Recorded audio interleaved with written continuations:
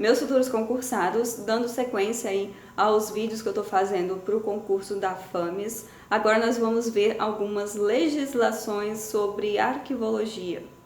Agora nós vamos dar uma olhada em 2 leis e 2 decretos sobre arquivologia.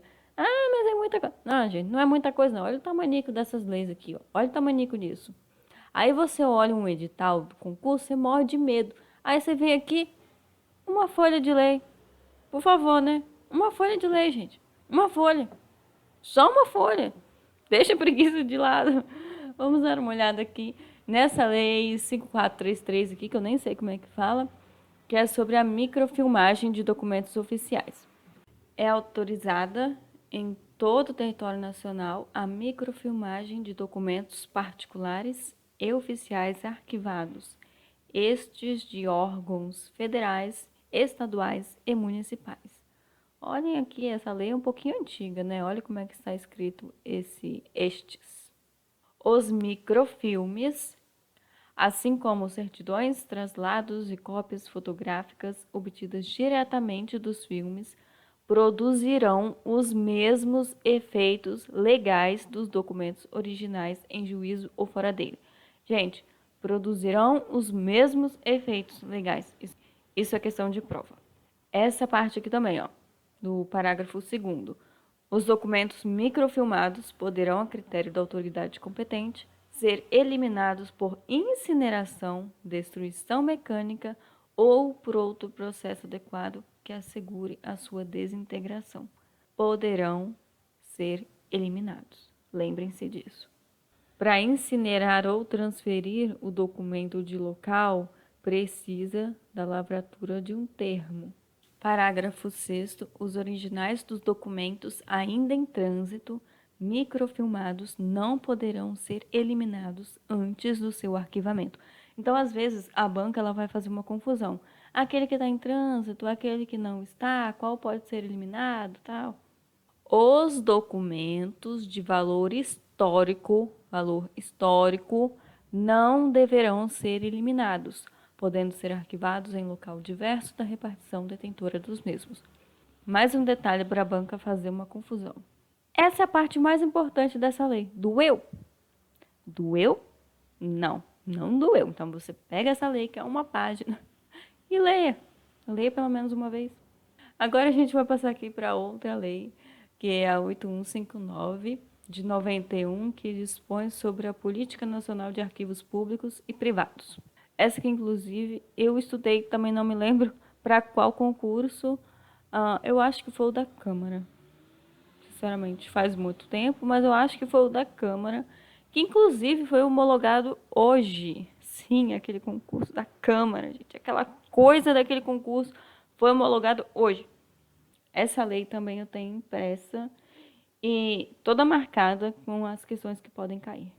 Vamos lá para o artigo 1º. É dever, é o quê? Dever do poder público, o quê? A gestão documental e a proteção especial de documentos de arquivo.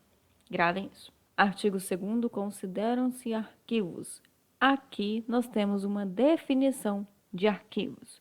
Os conjuntos de documentos produzidos e recebidos por órgãos públicos, instituições de caráter público e entidades privadas, em decorrência do exercício de atividades específicas, bem como por pessoa física, qualquer que seja o suporte da informação ou a natureza dos documentos. Produzidos e recebidos. Essa é uma questão clássica de prova. Artigo 3º. O que é uma gestão de documentos? Aqui também nós temos a definição: produção, tramitação, uso, avaliação e arquivamento. Guarda isso aí. Artigo 5º. A administração pública franqueará consulta aos documentos públicos. Por quê? Porque todos têm direito a receber dos órgãos públicos informações de seu interesse particular ou de interesse coletivo ou geral contidas em documentos de arquivos. E artigo 6º, fica resguardado o direito de indenização pelo dano material ou moral decorrente da violação do sigilo, sem prejuízo das ações penal, civil e administrativa. Capítulo 2 dos arquivos públicos. Qual a definição de arquivos públicos. Que temos a definição. O parágrafo 1º também é importante. A cessação de atividades de instituições públicas e de caráter público implica o recolhimento de sua documentação à instituição arquivística pública ou a sua transferência à instituição sucessora. Aqui no artigo 8º, nós temos a definição praticamente da matéria de arquivologia que você já está cansado de ver, ou se não está, né? Vamos ver mais um pouquinho, que é sobre os documentos públicos, os documentos correntes, intermediários e permanentes. E aqui, ó, nós temos a definição: documento corrente, o que é um documento intermediário e o permanente. Essas definições aqui vocês têm que saber assim, de cor e salteado. Sobre a eliminação também. E os documentos de valor permanente são inalienáveis e imprescritíveis. Ao contrário da LGPD, né, que tem uma boa parte assim, que não é cobrado em concurso, essa lei aqui, a 8159, quase toda ela é cobrada. Só o capítulo 4 que, assim, pode vir uma questãozinha, mas de resto, todos os artigos são importantes. O artigo 12 ao 15 são muito importantes para vocês estudarem. O que é mais cobrado aqui? Do parágrafo, né, 1º ao 5º.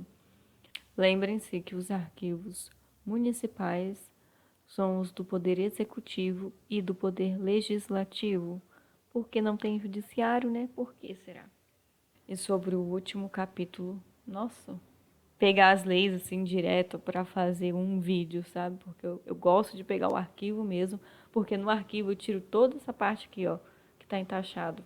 Mas vamos lá, as disposições finais, essa parte aqui também cai muito, muito em prova.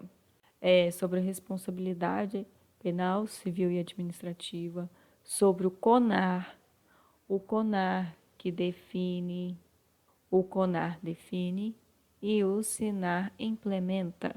O CONAR define e o SINAR implementa. Viu a coisa rápida, não mata ninguém ler isso aqui. Particularmente, eu gosto muito dessas legislações sobre arquivologia, porque são muito mais simples de você entender, né, do que as outras aí que eu já fiz vídeos. Eu estava aqui editando esse vídeo e percebi que o computador não gravou o áudio desse decreto 1799. Então, vou ter que fazer isso de novo. Eu já li aqui as duas leis, né, anteriores, e agora a gente vai começar com os dois decretos. O primeiro é esse 1799, que regulamenta a microfilmagem de documentos oficiais. Artigo 1º, a microfilmagem abrange os documentos oficiais ou públicos de qualquer espécie ou em qualquer suporte produzidos e recebidos pelos órgãos dos poderes executivo, judiciário, legislativo, inclusive da administração indireta da União, estados, DF e municípios, e os documentos particulares ou privados de pessoas físicas ou jurídicas. Aqui, o artigo 3º, ele dá uma definição do que é o microfilme. É o resultado do processo de reprodução em filme de documentos, dados e imagens por meios fotográficos ou eletrônicos em diversos graus de redução. Será obrigatória, para efeito de segurança, a extração de filme-cópia do filme original. O armazenamento do filme original deverá ser feito em local diferente do seu filme-cópia. Os documentos em tramitação em estudo poderão, a critério da autoridade competente, ser microfilmados, não sendo permitida a sua eliminação até a definição da sua destinação final. Outra hipótese aqui, não pode ser eliminado até a sua destinação final. A eliminação de documentos após a microfilmagem dar-se-á por meios que garantam sua inutilização, sendo a mesma precedida de lavratura de termo próprio e após a revisão e extração de filme-cópia. A eliminação de documentos oficiais ou públicos só deverá ocorrer se prevista na tabela de temporalidade do órgão, aprovada pela autoridade competente. Tabela de temporalidade, né, gente? Quem estuda aí arquivologia, cai direto.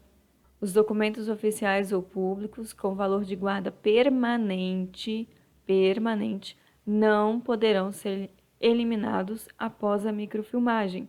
Permanente não pode ser eliminado após a microfilmagem. Os traslados, as certidões e as cópias em papel ou em filme de documentos microfilmados para produzirem efeitos legais em juízo ou fora dele deverão ser autenticados pela autoridade competente detentora do filme original. Pronto, essas são as partes mais interessantes desse decreto. Agora a gente vai passar para o próximo. Já vou falar aqui de cara, logo que eu abri esse decreto, já caiu aqui direto no capítulo 2 sobre o Sistema Nacional de Arquivos. Lembra lá naquela outra lei que eu falei que o SINAR implementa? Olha aqui, já caiu direto nesse arquivo. O SINAR tem por finalidade implementar a Política Nacional de Arquivos Públicos e Privados, visando a gestão, a preservação e ao acesso aos documentos de arquivo. O SINAR tem como órgão central o CONAR. Aqui temos o que integra o SINAR, o que compete ao SINAR, o que ele faz. Mas vamos voltar aqui para o início, né? Eu só queria mostrar para vocês que já caiu lá e aquele artigo é questão de prova. Esse decreto regulamenta a Política Nacional de Arquivos Públicos e Privados. O que é o CONAR? Órgão colegiado instituído no âmbito do Arquivo Nacional e tem por finalidade definir a Política Nacional de Arquivos Públicos e Privados. Qual é a competência do CONAR? Aqui, o que ele faz? Lembra que eu falei que o CONAR define? O CONAR define e o SINAR implementa. Na verdade, eu nunca abri esse decreto assim para ler realmente, eu estou abrindo ele agora. Realmente, o que tinha de interessante aqui sobre o CONAR é o artigo 1º e o 2º. A gente começou falando sobre o artigo 10º. Artigo 15, muito importante. Esse capítulo 5 aqui é muito interessante. Artigo 22. Os arquivos privados de pessoas físicas ou jurídicas que contenham documentos relevantes para a história, a cultura e o desenvolvimento nacional podem ser declarados de interesse público e social por ato do Ministro de Estado da Justiça e Segurança Pública. Eu já vi alguma questão relacionada a isso. Não implica a transferência do respectivo acervo para guarda em instituição arquivística pública, nem exclui a possibilidade por parte dos seus detentores pela guarda e a preservação do acervo. Aqui são os documentos privados de interesse público e social, tombados pelo poder público, presidenciais, registros civis de arquivos de entidades religiosas, alienação de arquivos privados declarados de interesse público e social deve ser precedida de notificação à União titular do direito de preferência para que manifeste, no prazo máximo de 60 dias, interesse na aquisição. Olha aqui, os detentores de arquivos privados declarados de interesse público e social devem manter preservados os arquivos sob sua custódia.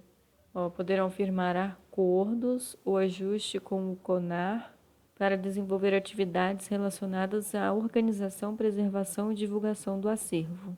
Esse decreto aqui até que tem algumas coisas assim mais interessantes que caem em prova, mas não é tão comum quanto o dessas duas leis aqui que eu mencionei no início. E, gente, eu tô aqui assim há pouco tempo lendo isso aqui para vocês, quer dizer, né, eu tô lendo para passar aquilo que eu mais vi em provas.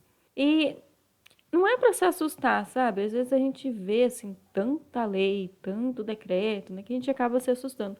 Mas não, gente, abre, lê, dê uma atenção, cuida com carinho, né? Que vocês vão ver que não é tão difícil quanto vocês pensam. Querendo ou não, quando você estuda arquivologia sem olhar para as leis, você acaba vendo esses conteúdos aqui que eu mostrei para vocês. E com certeza vai cair alguma questão, quer dizer, algumas questões sobre principalmente essas duas primeiras leis que eu mostrei. E a gente se vê no próximo vídeo. Até a próxima!